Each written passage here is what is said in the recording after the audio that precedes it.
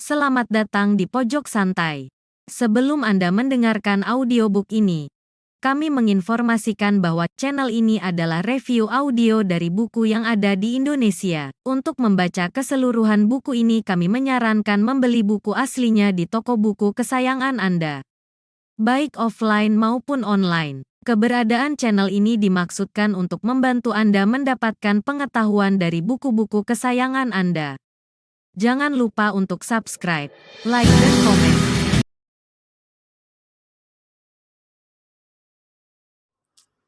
Selamat datang di Pojok Santai, channel khusus yang membahas komik dan novel dengan cara asyik. Dewi Siluman mencoba menanyakan akan pemuda yang telah berhasil membuat risau dirinya. Berhasilkah dia? Yuk cari tahu jawabannya di video berikut ini.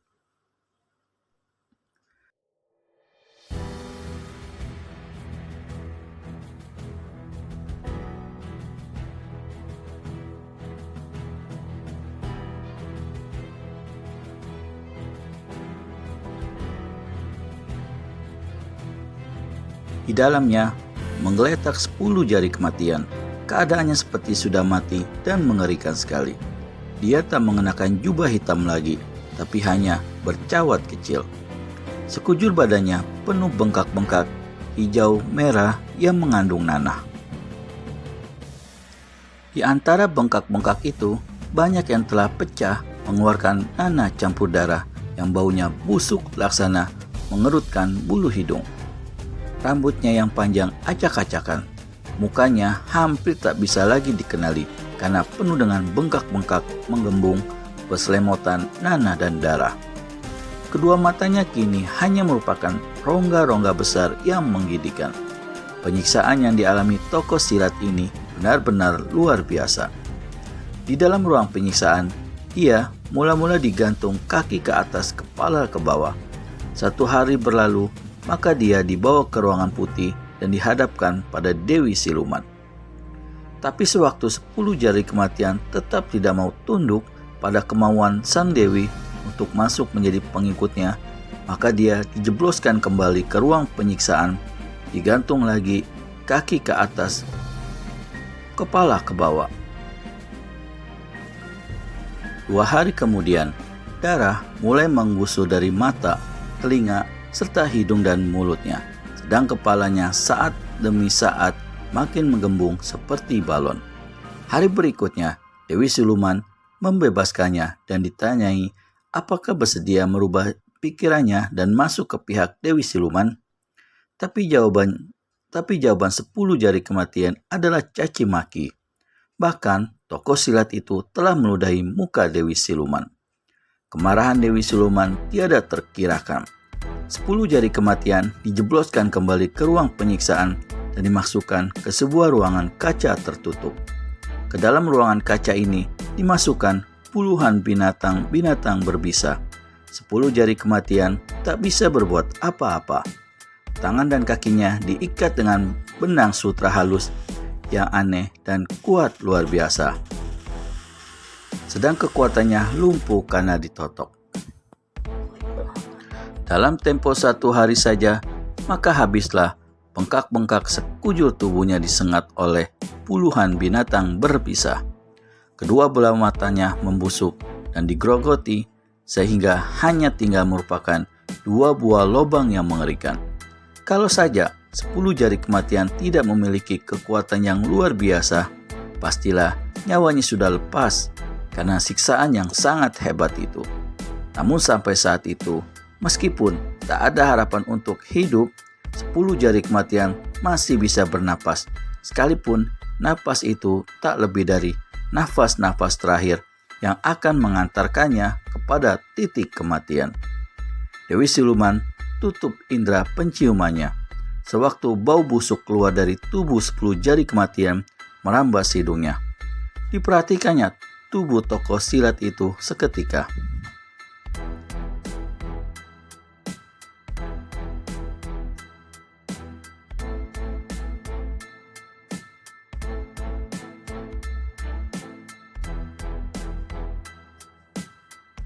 Ternyata masih bernapas. 10 jari kematian, seru Dewi Siluman. Tubuh yang menggeletak di dalam kerangkeng besi itu tiada bergerak.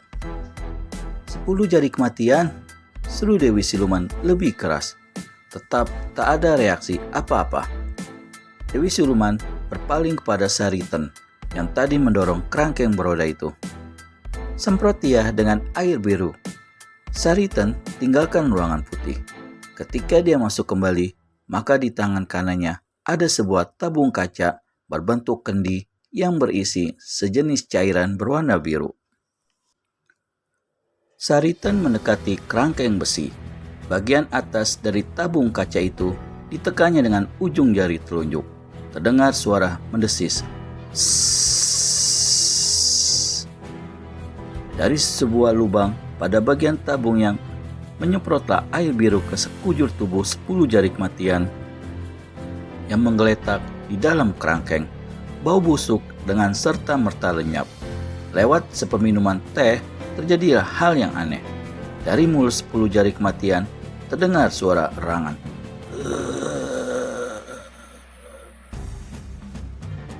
Kemudian tubuhnya kelihatan bergerak perlahan. Semprotan air biru tadi nyatanya bukan saja telah melepaskan 10 jari kematian dari totokan sejak beberapa hari yang lalu, tapi sekaligus juga memberikan satu kekuatan aneh kepadanya. Namun karena sekujur tubuhnya menderita luar biasa, maka tetap saja dari mulutnya keluar suara erangan kesakitan.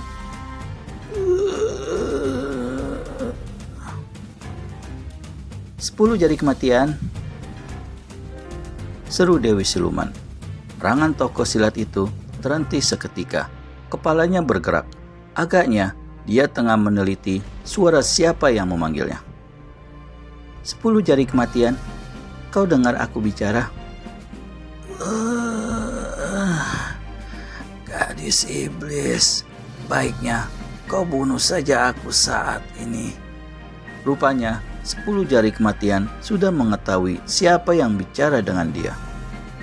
Dengar ya, nyawamu akan kuselamatkan jika... Iblis laknat, kau bunuh aku cepat, biar aku jadi setan dan mencekikmu. Dewi Siluman tahan amarahnya mulai meluap.